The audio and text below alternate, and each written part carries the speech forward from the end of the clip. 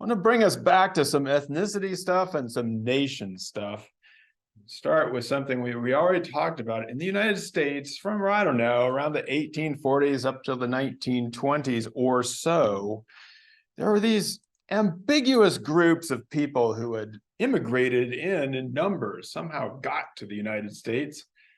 The Irish, Italians, Greeks, Eastern Europeans, guess names, all these people, and they were here. And, you know, like I said, they were sort of ambiguous because people didn't, they didn't fit the traditional mold of who had been in the United States. As Tiana mentioned, and very importantly, many of them were Catholic, and they, people were there was a pretty strong anti-Catholic sentiment in the United States. Now, we went on for quite a while about this, and we started talking about the US Census form and other things, to the point where you probably were thinking to yourself, wait a second, what does this have to do with anthropology? Are we just in a US history class? Have I somehow stumbled into Professor Chad Anderson's US history, ethnicity, and race class, which is, we cover similar things in terms of who's included and who's excluded. So if you want to do that. But it turns out, I forgot to tell you how huge this was in anthropology.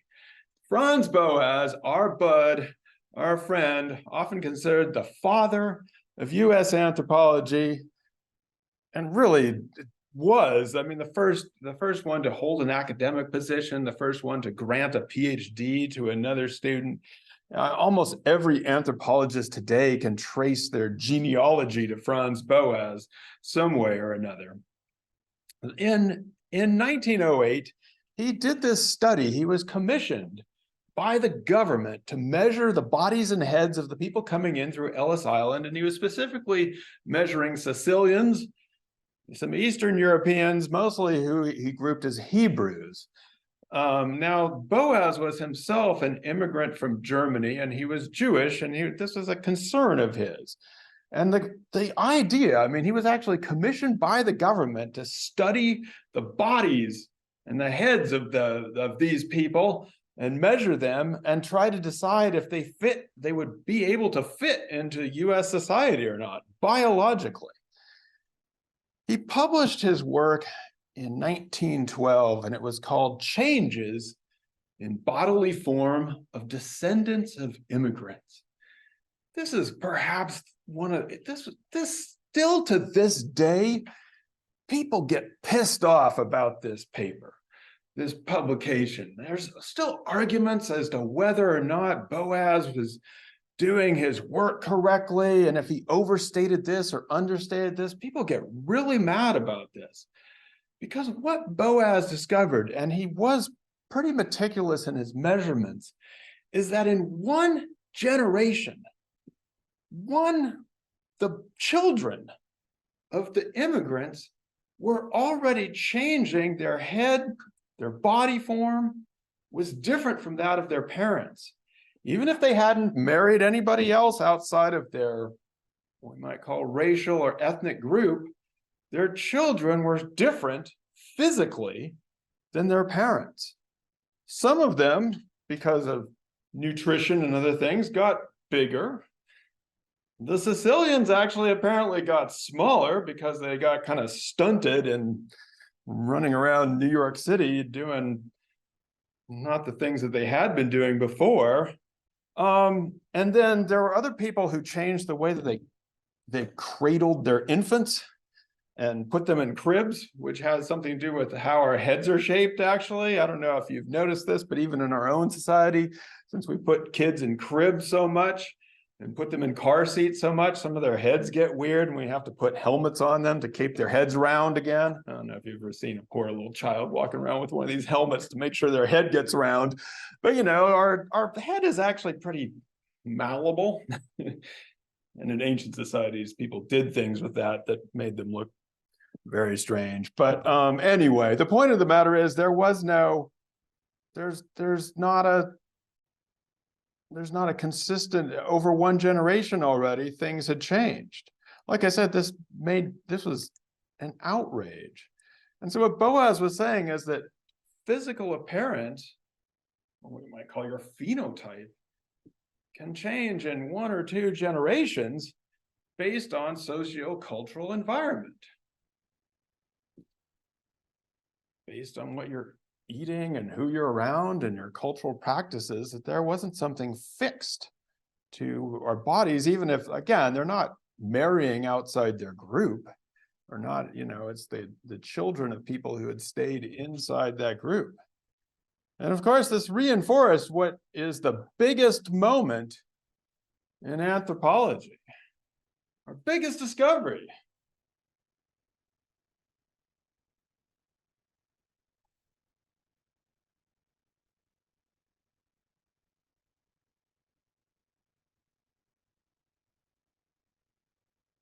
Who wants this one? Somebody should be able to tell me this now. Amy.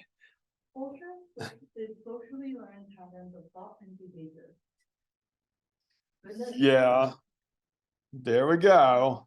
Is much more important than race. Now, in the other class, we talked about how people of the same racial phenotype who look similar could have very different cultures. So that's one way to prove it, right? You can have very different cultural formations, even though you look the same. But this is kind of tackling it from a different angle to say that your biology, your physical characteristics aren't even fixed from 1 to the 2nd generation.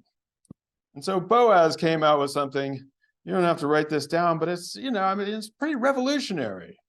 While individuals differ, biological differences between races are small. There is no reason to believe that one race is by nature so much more intelligent, endowed with great willpower, emotionally more stable than another, that the difference would materially influence its culture. Now look at when he's writing this in 1931, at a time when people in Germany are starting to try to go the other direction, right? And with support from a bunch of people in the United States who are talking about eugenics and breeding out the bad influences. And here you have someone minimizing race. He's actually not at the point where he's saying race is a social construction. He's not actually saying that race doesn't exist. He's just saying it's the biological difference is small and that the cultural difference is much more important, much huger to us. So like I said, there's a pretty huge moment in anthropology, maybe our biggest moment. Now, here's the question now. Remember how we talked about the anti-Irish sentiment, the anti-Catholic sentiment, anti-Italian sentiment? What do you do if you find yourself in that category, but you still want to be part of the country, part of the U.S. nation? You want to get there. Now, keep in mind that Boas isn't going to do it for you. Just because he wrote that paper doesn't mean you're going to be accepted. It's people out, it's people out there.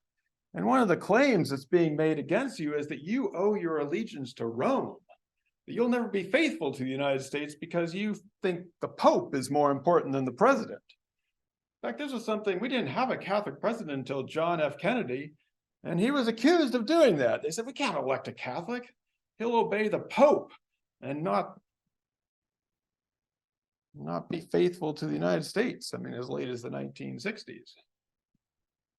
So what do you do? How do you solve this problem? Yeah. Education. Well, at least with the 2nd generation. Yeah, but who are you educating?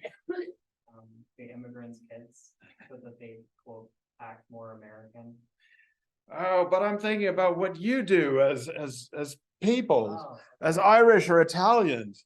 You're getting all this stuff thrown at you, all these ideas that you're going to be more a papist and you're going to be your allegiances to Rome.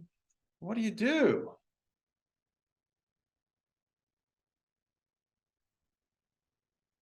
You find a hero. You need a patron saint. You need somebody who's going to demonstrate that you have more allegiance to your civic duties than you do to Rome. And the hero they found was none other than Christopher Columbus. Coming up on Christopher Columbus Day. Columbus was a funny person. There was. He sure was. He was a funny person. And one of the funny things about him is that people have forgotten about Columbus. It's not like the day after Columbus died or everybody remembered him stumbling onto the island of Hispaniola and thinking he was in the West or in India. People forgot about him. I mean, there was always some, there might have been a few statues here and there and some things named after him, but there wasn't a Columbus Day. There wasn't a memory of that. He kind of faded away. He wasn't seen as doing that much. I mean, people saw people like Hernan Cortez or Pizarro as much more heroic and important than Columbus. So he kind of got forgotten. But what happened is that the Catholics, the Irish and the Italian immigrants kind of got together to promote, and they formed this organization called the Knights of Columbus. They'd have big parades. And in 1892, they had some huge parades. And basically, this was the way that they were saying, look, we have allegiance to the country. We can do good things here. We have these Knights of Columbus, and we're going to march around and look like this and fly some flags. And it corresponded to the Spanish had also kind of fallen on hard times, and they wanted to promote their own nationalism. And so in 1892, they also got very excited about celebrating the 400 years since they had gotten a hold of most of the Americas. And so this kind of alliance led us to where we are today. And, I don't think that Columbus Day didn't become an official national holiday until 1937. So it actually took even longer time than this, but it was a way in which people tried to prove that they had allegiance to the country. And to be blunt, it was kind of their ticket to whiteness. It's like, we're going to move white in the world, and we're going to move out of those neighborhoods where we once were. I mean, certain people did, Colin Powell, for example, who was has a lot of Irish ancestry, because there was actually a lot of intermixture, but they tried to kind of get out of that situation. So, and by the way, this is why the people who the people get most pissed off when you insult Columbus Day. There's a reason behind that, because it's not that they hate indigenous people. It's that, hey, this is how we got a foothold here. So we talked about what I could call traditional nation building. I think this is in your notes already. Maybe I asked you at the end of the last class that sometimes it's built around one specific ethnic identity, but usually it's more kind of an amalgam or a mix of people, and you kind of abstract those things. And what you're aimed to do is to create this kind of imagined community in which you feel a bunch of people of different groups are part of your nation or part of your society. And the people from California or Texas or even Florida might be included in the national mix, and we can all be together and celebrate the same holidays and go to these places. Now, if you were too out of the mainstream, then in many countries, then you would become what people call a minority, ethnic minority, right? Because you're not part of the dominant group, and you might not be included in this idea of what you're supposed to be as a national citizen. Now, this leads to an interesting question that I sometimes ponder, which is, what if the WASPs, PowerPoint told me to do this, but the white Anglo-Saxon Protestants, what was traditionally defined as white, what if they had basically sealed off the category? Like, what if they had restricted it so that only the Protestants, the Anglos, would be white, and then these people who had been immigrating in, they're here, but they're not, you don't count them as white. They're in some other category. I don't know. We'll make up a category. Maybe they're Maybe they're mestizos, maybe they're mixed, I don't know, I'm making up something. Maybe they're I don't know, Southerns. Southern Europeans, I don't know. What if that had happened? Let me put it to you this way. What would be the percentage of white people in the United States? Probably less than a quarter. Probably less than a quarter. So it's interesting because then you wouldn't actually be able to say that you're a white majority or that, because then, people have been getting all excited because they said, oh, whites are going to be a minority, but they would have been already. They would have been a long time ago. They would have been a minority. Yeah. Weirdly enough, that might have actually been like kind of a good thing because it meant people like Eastern Europeans or Irish would have more reason to have like a larger coalition of people that were never considered white. Yeah, I think that, I don't know. I don't know, good or bad. It probably could have been, it probably could have gone worse too, because maybe the people at the top would have just sealed themselves off and even been, I don't know. I don't want to say it's good or bad, but it might have been different. It might have been different. It would definitely be different than some of the claims that are made today, which are strange to say the least. So Guess in this chapter talks about the two competing models of nationalism: assimilation or multiculturalism. So assimilation is the idea that people melt into the pot, right, and they're assimilated to a national tradition.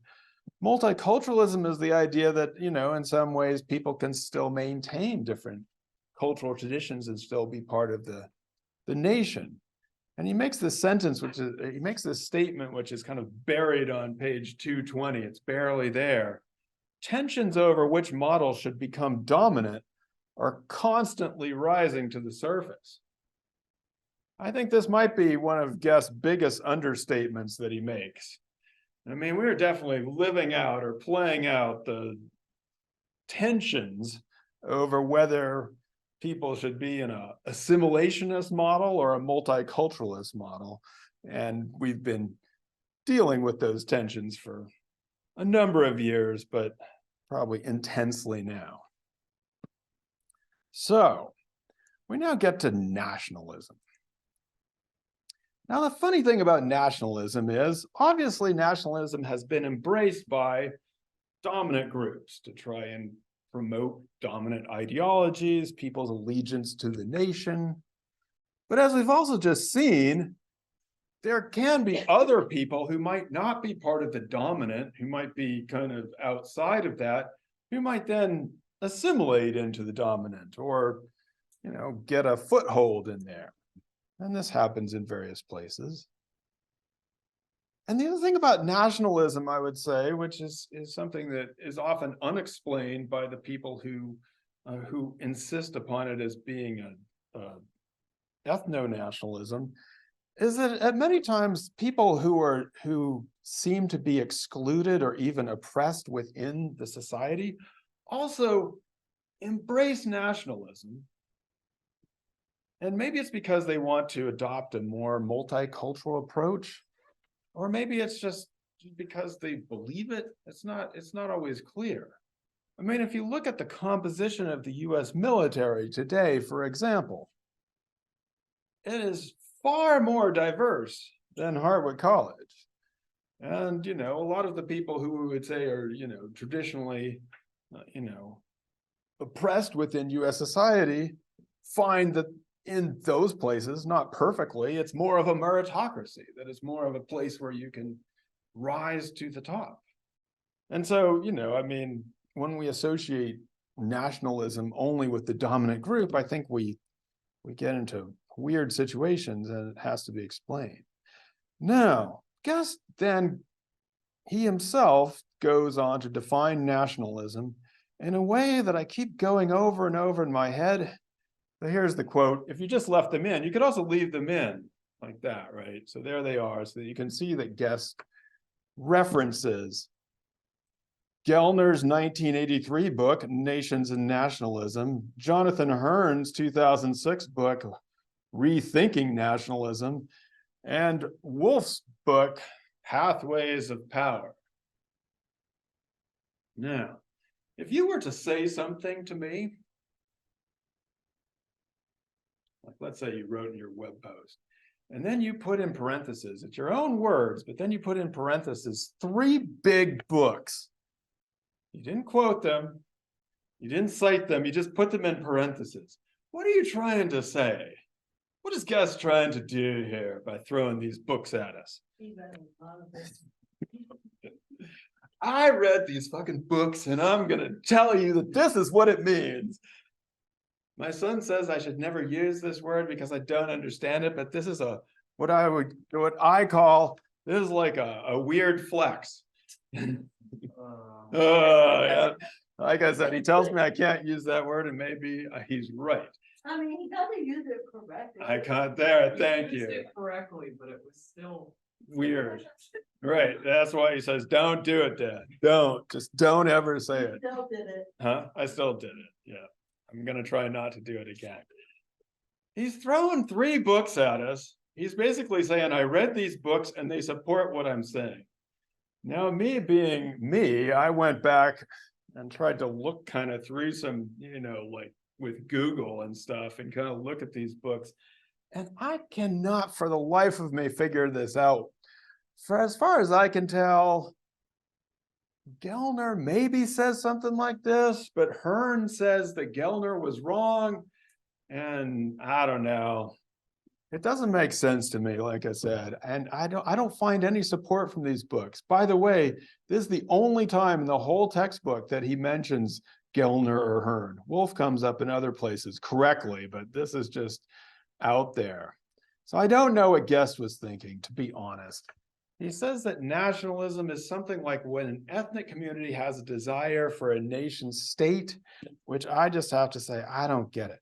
Now, I think there are times, I think what Guest might be thinking about are, I can give you maybe a couple examples, like the Kurds.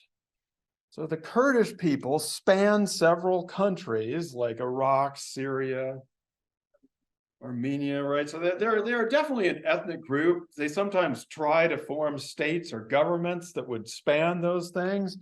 And that might be an example of an ethnic community that has a desire for a nation state. Or maybe some of the people who are in China who don't fit into the Chinese system and want to be their own country. So he might be thinking of that. He might also be thinking of, in the 1950s, for example, nationalism was seen as a way to overthrow the colonizers. So India, Gandhi was definitely mobilizing nationalism to try and stir people up and get rid of British colonialism. So, I mean, I guess sometimes this can work.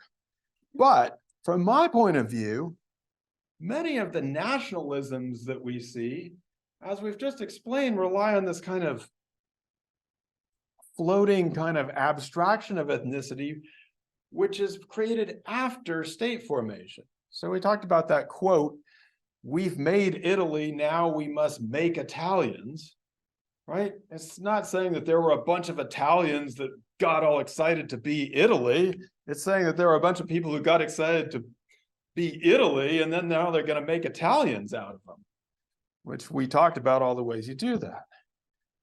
And the other thing that is weird to me about this is that, you know, when these nationalisms rev up, a lot of them then, they're the ones that are creating the conditions to oppress these ethnic groups.